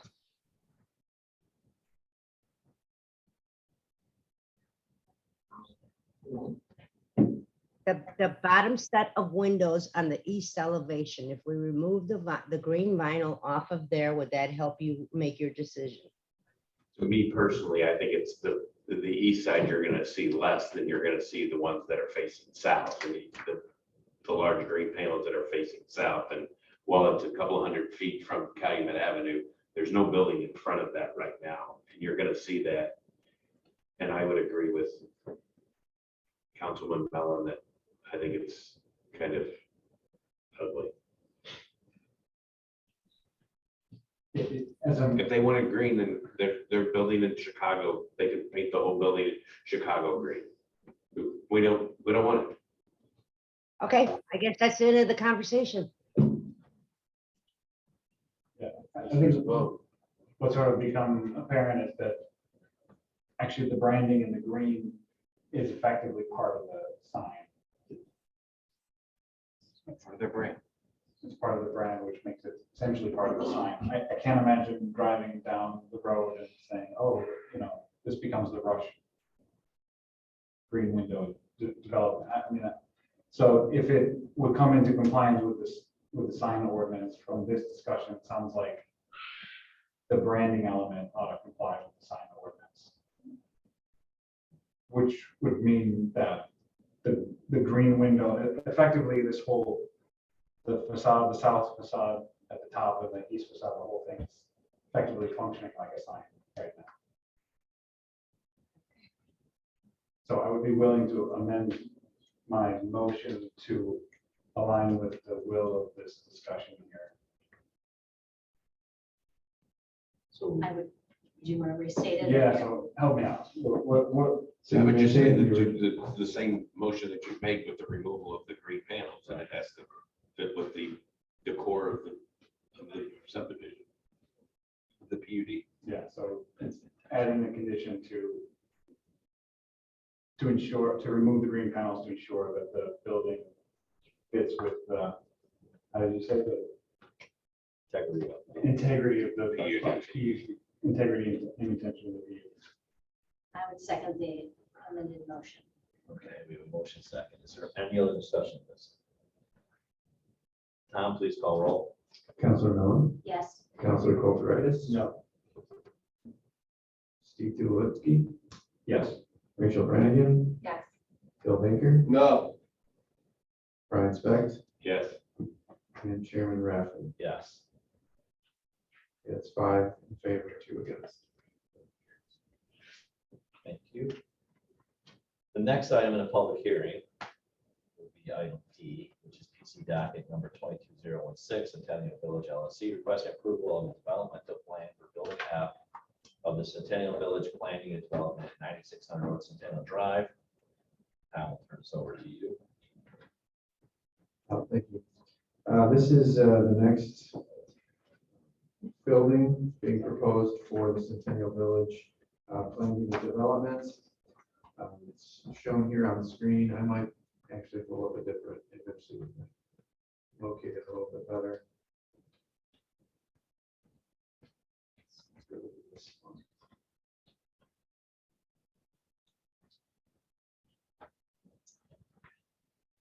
This is the image of the Centennial Village planning and development master plan.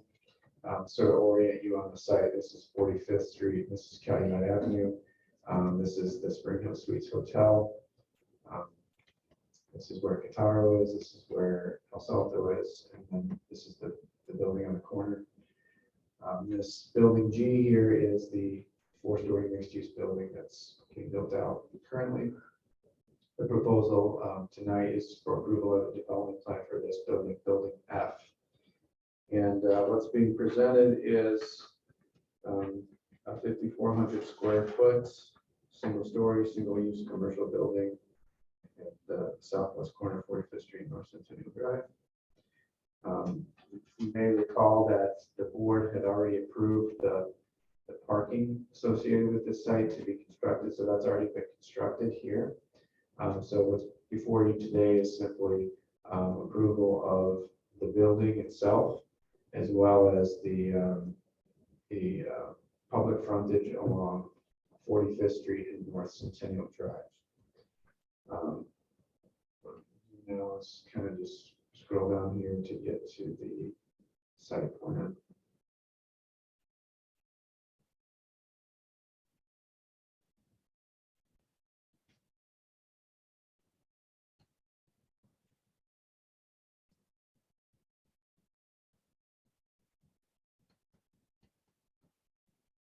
Fastest, but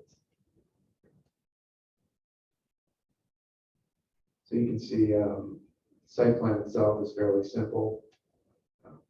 This parking has already been constructed.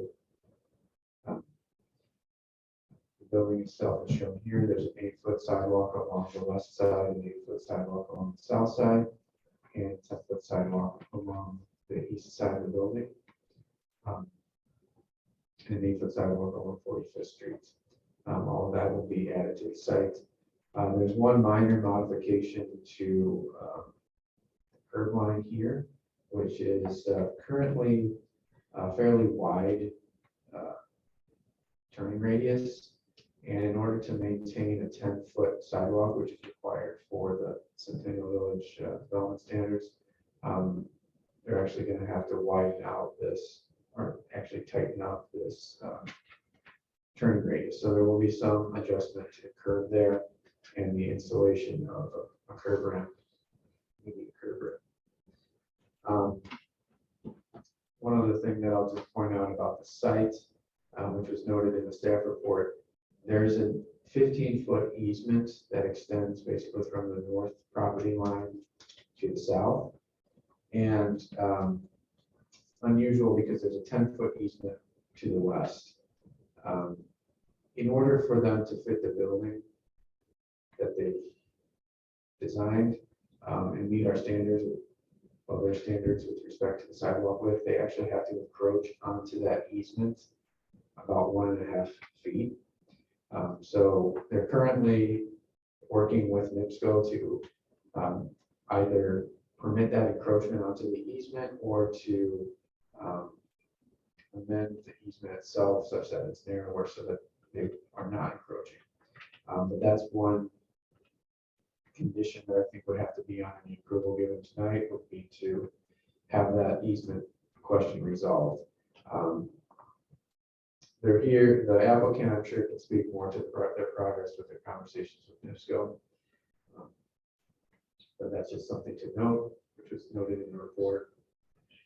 I'm going to just show a rendering of the building.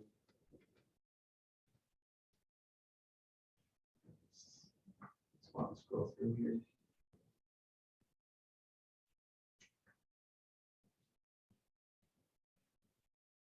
It's a very large file.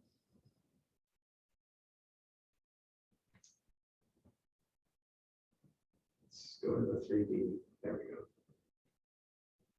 So as you can see, the building as proposed is substantially similar to the existing buildings on the outlots of Centennial Village. This is a view.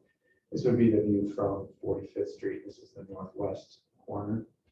So you can see it's the same brick, the same stone, and the same architectural design. as the existing buildings, including the same awnings.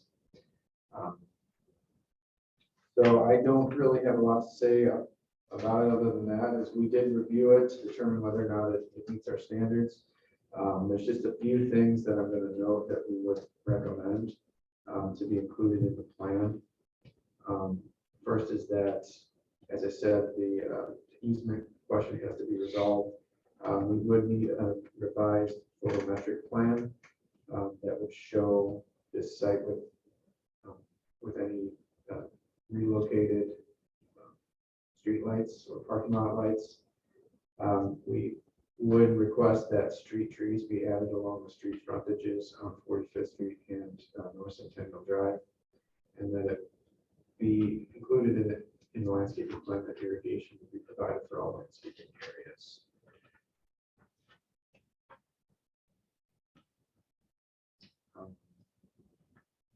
Yeah, other than that, we have reviewed it preliminarily, our engineer has. It hasn't found any issues, but we would also ask that any approval be subject to a final engineering review. Having said that, I'll just state that it's an approval of a development plan, so the recommendation will be to approve tonight with those conditions. Thank you, Tom. Any questions for Tom? Wayne, Mr. Baker. Yeah, I'm looking at the site plan. Is this a single tenant? Looks like I'm only seeing one point of ingress and egress into the building.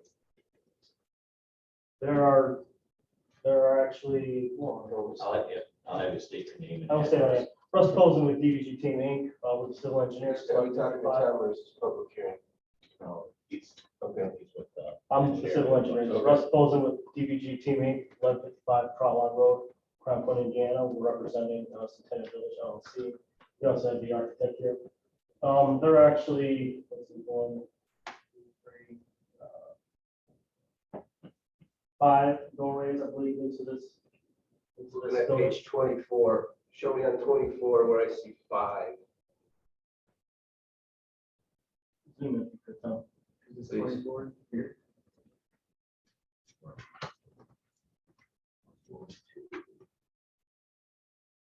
3, 4. So northwest corner, southwest corner, straight south, and slightly east. I can point on the screen, that'll make life easier for you. And if it'll get all.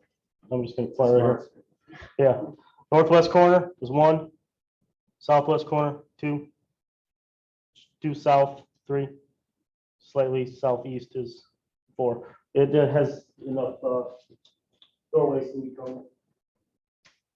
Is this a single tenant building? 2 tenants. So when I come in to go to this tenant, where am I parking to walk in the front door? I'm gonna help answer questions. Ted Round, Road Associates Architects, 13177 Road Street, Cedar Lake. It's a 2-tenant building. The west tenant has an entrance to it that faces the west parking lot. And the east tenant would have most of its parking to the south. So the main entrances are on the west and south portions of the building. And these are single door entrances, it looks like. That is correct. They're business uses. The occupant load for each space will be actually under 30 people. So The right side is of lot 7, I don't know, so what is that, the east side, the front door is right there. So all the parking is at the entrance. You have to cross that major thoroughfare coming in off of 45th to go right, because all your traffic's going towards the restaurants, coming off of 45th. I'm just concerned about the pedestrian safety there. I don't know what you can do about it. It's not much you can do about it, but the parking that serves this building is directly south of the building and west. You don't have to cross the main entrance into Centennial Village. no, but my point is you're coming in off of that, coming, south, and I'm gonna make that hard right to go to El Salto or Rosebud. And that's my point, is everybody's gonna make a right turn there. Is there a stop sign there? No, because you're gonna back up into 45th.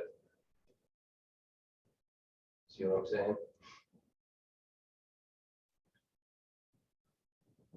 There is no stop sign No. here. So here's the side. You're gonna come in like this, go like this, go this way. Parking, like you're parking here, and you're gonna have that hard turn. Because nobody's gonna go to the roundabout to come back around to go to Rosebud. They're gonna make that hard right. Just point it out.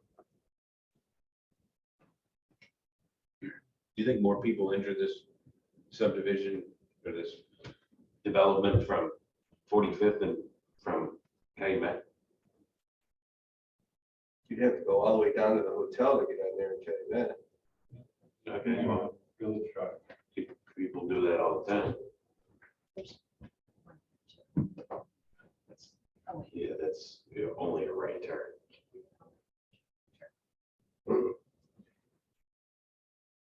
Okay, thank you. That this is your first project you designed here. You haven't done any other buildings here. This is your I've first done a lot of the interior space. I did No, but the Rosebud, exterior. Yeah, Rosebud, I did the dermatology, handful Meg made, so. So you have all the building spec materials, obviously, that match exactly what the other This, buildings are. Absolutely. this building is exactly the same material as the, Yeah. Building, yeah. Yeah, it's pretty simple. So, yeah, on the design point, I didn't have to do a whole lot of Right, thinking. right. They handed you, here's your materials. That was the rules that Mr. Kimball gave me, and we followed them. One of my concerns or I guess complaints about the development is when you pull in behind the hotel, which coming from my office, I'm coming north, and so I enter by the roundabouts.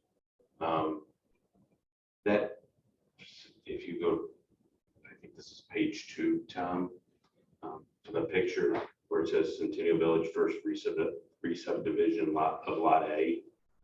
In the building where the harvest room at Cataro is, people are parking in the dirt, mud / whatever that area is. Is there any way that you guys can make that, extend that parking lot like it's going to be extended a little bit and put a little bit more parking in there? So people, when it's busy there, I don't want you to recreate the wheel and put something in that you're gonna have to tear up later, but I'm not sure what area you're speaking of. Right. It's right in front of restaurants in El Salto, Qatar, right? There's that dirt lot that's in front of there. People park when it gets busy. yeah, that's not, it's Cataro and. Qatar, right, okay, yeah. So, That's the lot for the next condo. if you go to page 2 of the staff report, it shows it. Okay, staff report.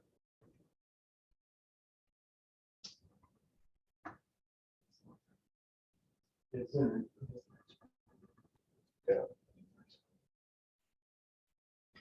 Scroll down.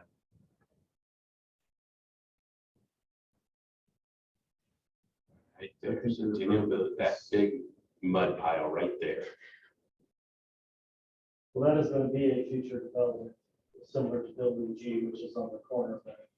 Right, so what I'm saying is if you could extend that asphalt and provide more parking there, and so people aren't parking there, and as Mr. Raffin said to the one petitioner earlier, is to clean up that area. Yeah, I mean, I think, yes, it should be clean as far as, the weeds and whatnot, but I think it's a similar situation. If you put in the parking now, you'll hinder the construction of the building. The building G, as you see to the north, has a basement, so it is a significant build, which would be similar, it's gonna be a mirror image to the south where that property is. And, the other building G that was currently under construction, almost done, they needed all the space they can get of workable area to construct that building. So putting parking in temporary would be really ripped up. That next condo building is gonna be a tough build.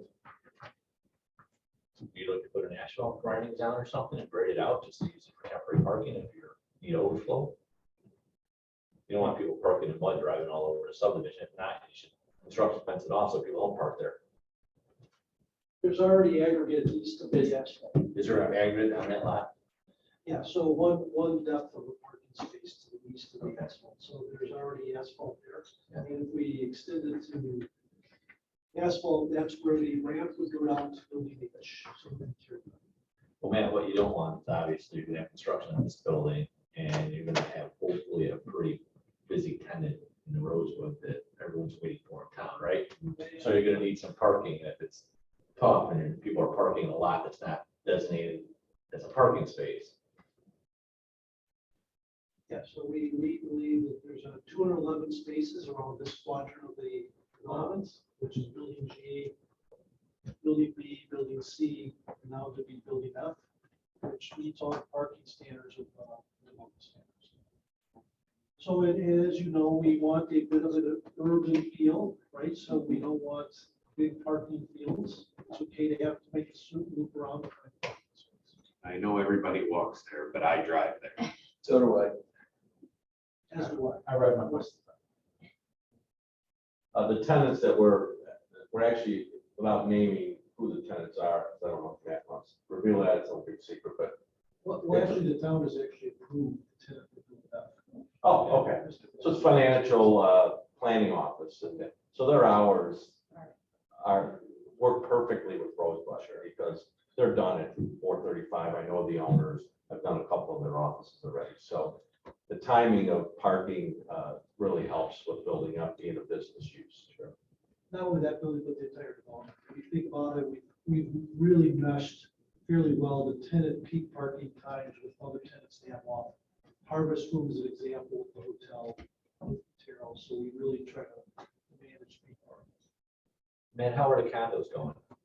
With people moving in and stuff? Yeah, they're one side, all they're moved in. We do need desperately to get the town to approve the property tax abatement. That's outside of my scope. Okay, great. I'm going on the record, because it's basically, we're starting to have owners getting very concerned. We committed to actually have abatements for part of the loan agreement, and we haven't even documented that fully yet, so. Other than that, we're about 70% sold, and we have a lot of interest still. Obviously, interest rates change. We're still finishing units, right? So all the units that are finished are sold. Our cabinets and some of the supply chain issues. What's your phasing on the next building? Next tall, obviously, you going right to the next tall condo building? As soon as we sell the rest of the condos and building G, we're already in discussions with planning for building H, which is essentially the building turns sideways and flip over. Will be a tight spot. We'll have to stage our construction east of North Centennial Drive. But just in general, we do have other buildings being planned. And we'll be coming forth to the planning commission here in the next probably 30 to 60 days. I think it's critical from a town perspective to try to get that building H going sooner than later compared to other buildings.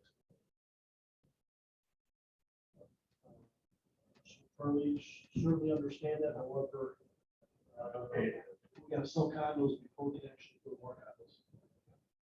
So we'll try to time that just. Right.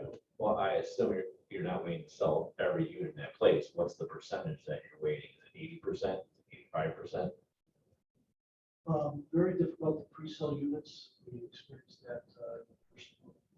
So we're just trying to best estimate the demand so we actually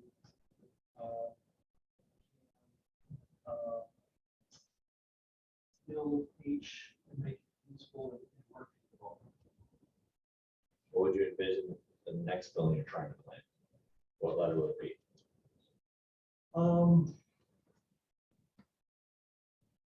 I, O, and buildings that are under. The buildings that are not on there. More restaurants, As 145. you know, there's been requests from the town, building in is actually a building that has been requested, and we talked about this in prior sessions, I believe, that the Sea Centennial Village, where you have sight lines all the way to the lake. And so we're trying to push some of the development back towards the lake and finish the trail. So we're actually coming from the development two different sides, from the west and from the east. So we want to finish off that shoreline, finish off the trail. We're hoping to pave it in the spring and finish the trail this fall.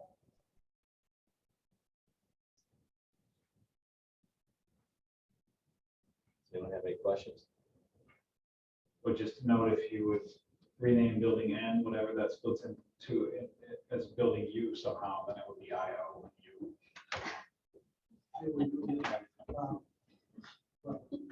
It comes from a new PUD. I don't think we want to do that. You can put that in the tax abatement structure. We also Get him work on that, get him his tax abatement. Yeah, the development standards are pushing 6 years old, Tom, is that right? Yeah, 7 years old, and there's some things in there that just aren't dated and we need to bring forward and have some discussion about. So we want to actually redo our conceptual plan slightly based on a couple things I just mentioned and the standards slightly. Again, keeping with the same exact theme of a mixed use development. However, we just think that there's been enough change that needs to come.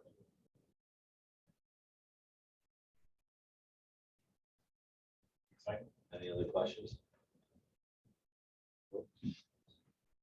Well, thank you. This is a public hearing. So at this time, I will open it up to the public. If there's anyone here that would like to speak on behalf of the public, please step up. So you got somebody on Zoom here? Okay, someone has your name, hand raised. Yeah, Michael. Hi, Michael. Mike, hello. Name and address for the record, Mike. Yes, Michael Gepfert, 10380 Oxford Place. I am sure I'm not the only one who bikes past this development pretty often, but I do want to just ask a little bit about the new building that is being proposed tonight, being there on 45th and North Centennial Drive. By the pictures, it looks very similar to the configuration of the buildings that are on Calumet and Village Drive.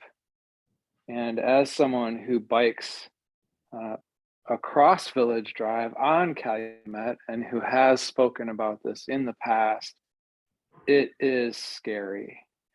I mean, there's no way I'd ever let my kids ride that. And even myself, you know, as vigilant as I am in making sure, you know, checking for traffic, it is a nightmare there on Village Drive when I am biking on Calumet.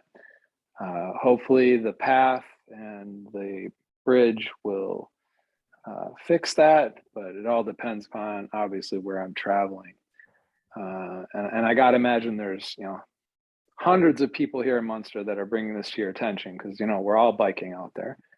But back to 45th and North Centennial Drive, just those pictures look very similar to that. You know, when those buildings are pressed up against the road like that, it makes it very difficult to, you know, for me to see cars and definitely for cars to see me.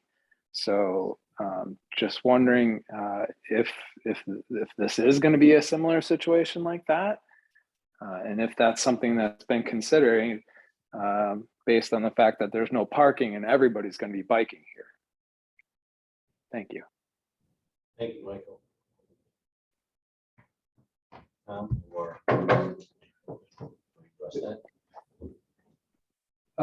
I guess I would say that the building is set back, actually, the sidewalk is 8 feet and then there's a parkway, which I think is another 6 feet.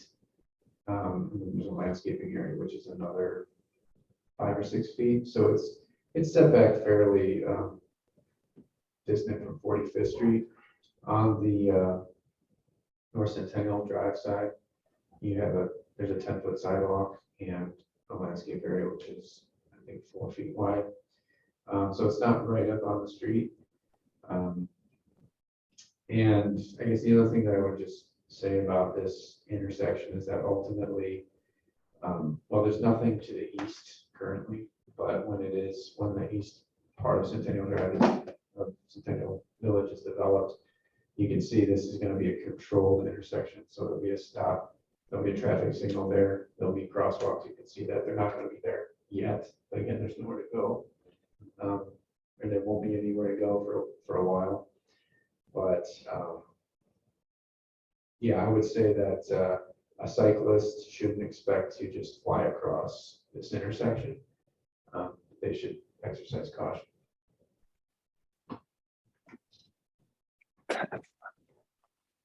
Mr. Chair, Well, since still we're a- talking- hold on one second, this is still a public hearing though. okay, Is there anyone else that'd like to speak on behalf of the public? Does Michael have his hand up again?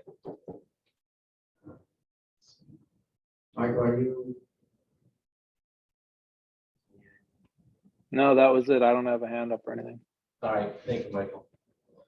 All right, anyone else here to speak on behalf of the public?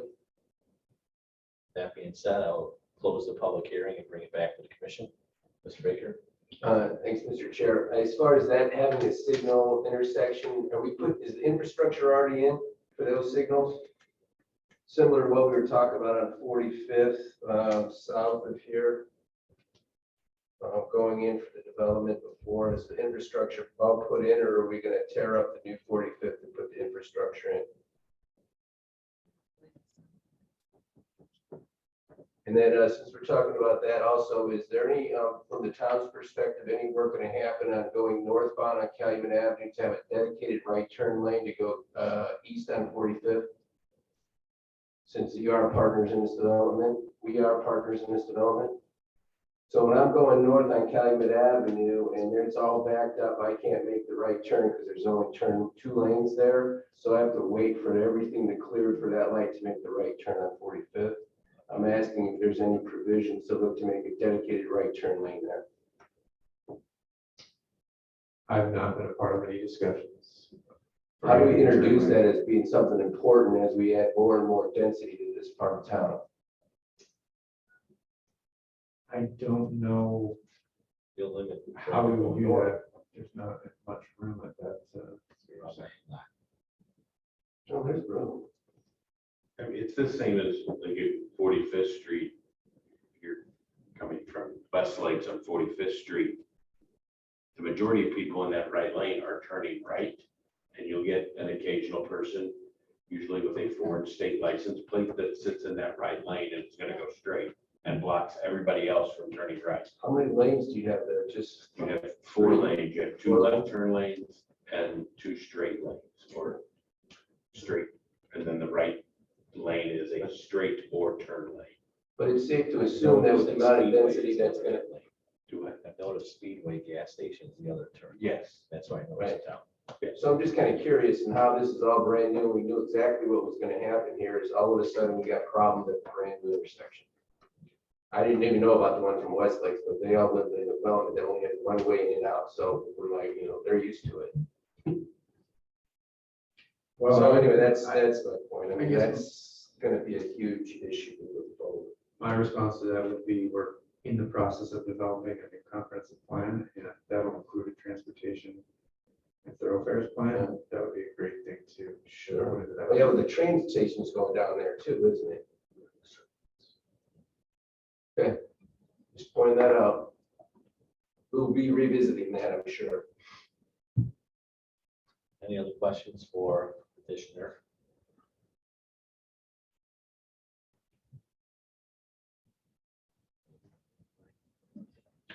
Michael put his hand up again. I don't think he did by accident. I closed public hearing already. Hey, Ron. Yeah. Michael, you got a question? If you wanted to talk. It's okay. He's the only guy who stays up late on it. All right, Whatever he has to say. Michael, I muted you again. There you go. Yeah, sorry. Just, just what Bill was saying regarding that right turn lane there. That was discussed like years ago, and I know some people had asked about it, and we were basically told it's not going to happen. So it was mentioned way back then, and the way it's built is the way they said it was going to be. But I can recommend you can go through behind the hotel and take the roundabout to make it to 45th. Anything else, Michael? No, that's it. Thank you. All right, looking at this, my personal opinion is that it is, I agree with the conditions that are in here. That's my personal opinion. I know, Tom, you had mentioned something about a photometric plan. I didn't see that as part of the conditions. It was a part of his recommendations, I believe, for an updated photometric plan. I do have that in my possession, Tom, and I'm forwarding it to you. I just didn't know if that wording needed to be added to the record. Yeah, no, that's a good catch. You'll be making a motion. Yeah, sure. You want to borrow my glasses? No, I can see, I get the span picture bigger. Motion, I make a motion to approve PC docket number 22-016 to granting approval of a development plan for building F of the Centennial Village Plan Unit Development at 9600 North Centennial Drive with the following conditions. One, the applicant received approval from NIPSCO to reduce the width of the 15-foot easement that runs along the north side of the subject property or to encroach on the easement. Number two, a revised landscaping plan to be submitted upon the approved site, including the required parkway, trees. Three, final engineering review. And number four, the photometric. I'll second. We have a motion and a second. Is there any discussion? Tom, question for you. When you say landscaping, that includes obviously the plan with irrigation, right? Meet the landscape standards. Yeah, all of Centennial Village is irrigated, it just wasn't shown. And then you just had some notes about the bike loops. Yeah, I mean, that would be good. I don't know. We can work on that. It's advantageous for obviously for you guys to have like access to parking. All kinds of bikes there. I ride a bike there. I've never seen a bike there, but you guys go ahead. Usually I ride down there. Own a bike. Brian hates cars. All right, so we have a motion and a second. Is there any other discussion? Tom, would you please call roll? Yes, Councilor Mellon, Yes. Councilor Kulturitis. Yes. Councilor Tulowitzki. Yes. Rachel Brandian. Yes.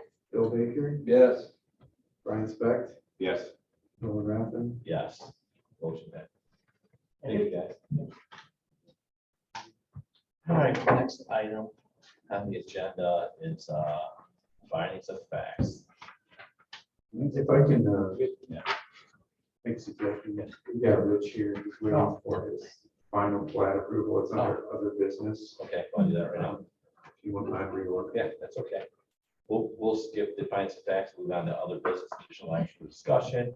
PC docket number 22012, Time Equities Inc. was represented by Emma Marche requesting approval of a final plat of re-subdivision of lot 1 in Ridgewood Development of 2-lot commercial subdivision located at 332 Ridge Road. Tom, it's yours.